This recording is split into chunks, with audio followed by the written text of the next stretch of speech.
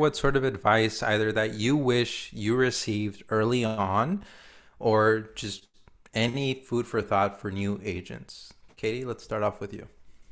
Yeah, no, I think that's a really great question. And I think we kind of touched about on it like in our previous video.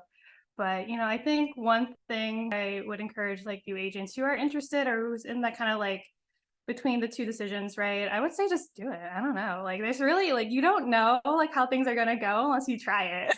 Like I don't know. I feel like that's kind of how I kind of go and approach life, right? It's like I don't want to have any regrets, right? And you won't know unless you go and make the movements towards something that you could be interested in. It may not, you might find out it's not, maybe it's not for you, and that's totally okay, right? And so, that'd be like my number one advice. Like if you have like a if you are kind of deciding like, hey, like I don't know if I want to actually get into this real estate thing, just go and try it. It really doesn't hurt to go and like have conversations with folks who are already in the field. It doesn't hurt to go and maybe study up to get your license. Like you'll only learn more as part of the process, right? And you'll learn whether or not this is something for you or not. I think one thing that really helped me too is like, again, like when I first bought my home and, worked with that real estate agent, like she knew like I was at that crossroad, right? Like I wasn't licensed at the time. And I was kind of interested in real estate. I was looking at a ton of homes and like reaching out to a ton of agents as part of like my own buying process, right? But it wasn't until I found like that one agent that I ended up working for. And she knew I was kind of like, I was interested and like didn't really know where to start. And so she really kind of took me under her wing. She really didn't have to, but she was like so generous with her time and like she would go and meet with me regularly to kind of address any questions that I had. And she was also like even when I was going to put like negotiating with my home, like she was telling me like, all the tidbits that she possibly could because she knew like she can tell like just by my eagerness and all the questions I was asking that I was probably gonna do it.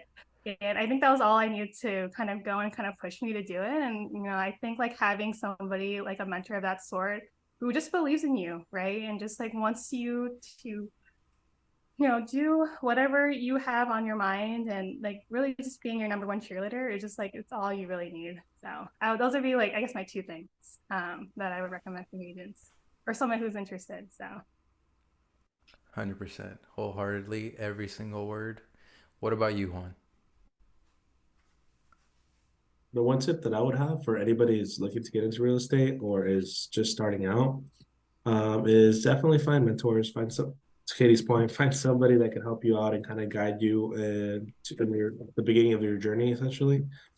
Because at the end of the day, it's all about getting a good understanding of what it takes to be in real estate. Because I think doing so, it's only going to build up your confidence and that is going to allow you to then go out there and talk to more people and be able to like, hey, you know what, like if you're looking to buy or sell a home, like I'm a real estate agent, it builds you up as a person, being able to learn from somebody else that has already gone through the process, because not only are you going to be making your own mistakes and correcting them, but then you're going to be hearing from somebody else who has gone through their fair share of mistakes and has corrected them, and then you can take that and implement it into your own life. Like, don't go out and make their mistakes, but like, take that, keep that in mind of like, oh, what could potentially go wrong based on what this other person's experience, and how can you avoid doing that. So that'd be one piece of advice. My second thing would be, if you have not gotten a license yet, but you are thinking about it, like you're on the fence getting a real estate license, is some cool, quick ways for you to really understand if it is for you. Is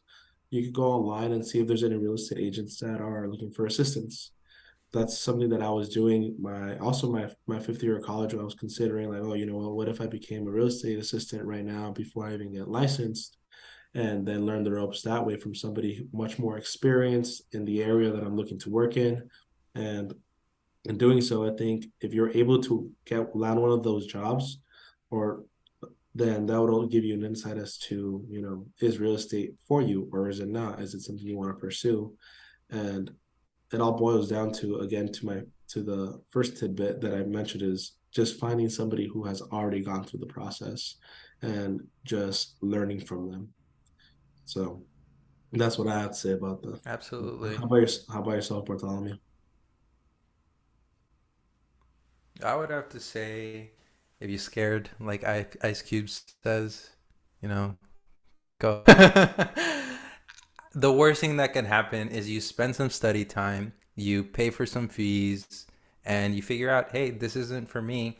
The best case is you'll be using your license, and if you plan to use it more than once to purchase real estate, the benefits outweigh the cost. Yes, you spent some time. Yes, you paid some fees, but the other benefit too. I'm not a tax professional, but when you realize the W-2, 1099, and then the investment portion, there's all these different buckets that now you are playing with, which also go into the wealth creation because you have the ability to offset certain taxes. I'm not a tax professional, but you have potentially the ability to do that.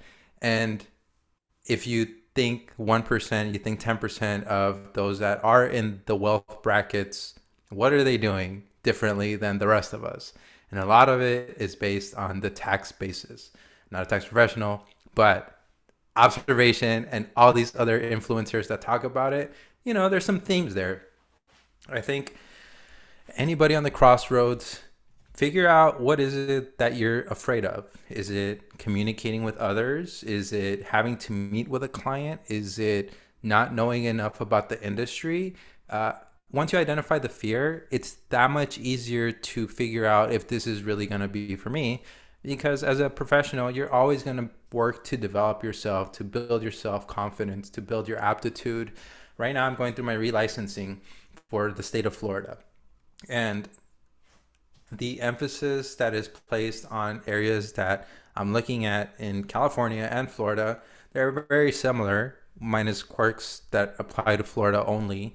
But it's a reminder of the things that are important that I don't necessarily think about all the time, but the education is ongoing too. So it's not like the example with engineering that you go through statics or dynamics or some EE course. You see it once, you might not revisit it again ever. But real estate, it's a little bit different. You're always going to have to learn. If you're not up to date, then it's a bit of a disservice to your client. And I think being STEM professionals here, we're naturally curious. We naturally want to learn more. And then we have that added, we want to teach others. So it becomes that much easier. And if that sounds like what you are also about, this is probably also for you.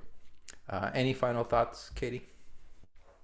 I would say too, right? I think in terms of like, there's a lot of skills that you'll learn as part of real estate too that you'll need for other part of life, for your profession too, right? And like, one thing that Bartholomew touched on was like communication skills, right? Like that is something that you have to, do well as part of an agent, but you also need that as part of other aspects of life too, right? And so like even though you go and invest the time, you find that, yeah, maybe this is not for me. That's totally okay. You still learn a lot of other skills as part of the process, right? That you can apply for other things. And so yeah, I think that was great that you touched on like kind of like the career development and the professional development.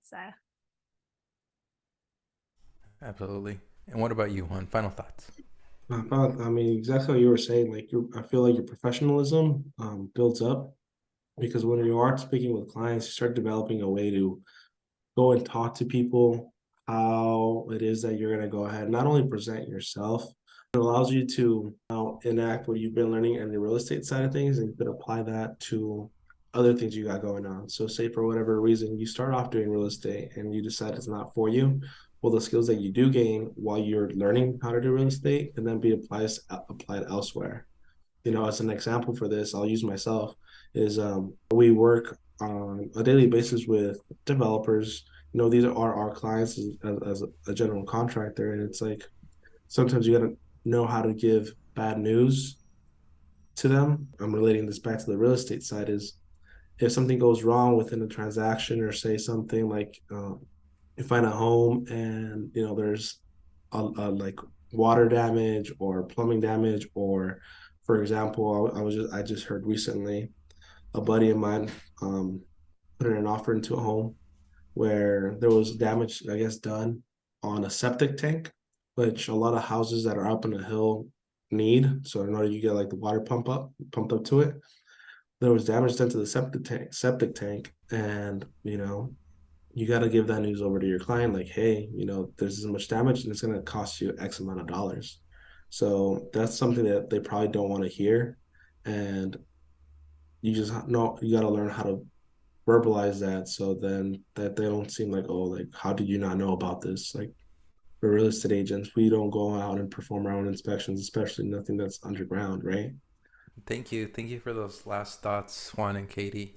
The added practice, right? Because these are things that we'll face in our regular day jobs, where now we're getting extra practice and practice in areas that we might not otherwise have to deal with during our day jobs. We're really, as the agents, we're our own project leads, we're our own project and program managers, we're also sales, we're also marketing, we're all like all these different hats. And it's not like the most obvious thing, but as you continue to practice, it becomes more and more obvious. Like we have to be and have full ownership of our process. The last point about delivering news, you might not as a individual contributor, but more on the management, project lead, program lead, director, VP. You're gonna have to face those circumstances where there's bad news. Okay, and how are you gonna deal with this? What are the alternatives to this challenge that a customer might have presented to you? Maybe there's funding that's cut. Maybe there's a change in the project that now you are not anticipating, or you did not anticipate changes, but a really extra set of practice of refined skills that you can benefit from because they are very transferable.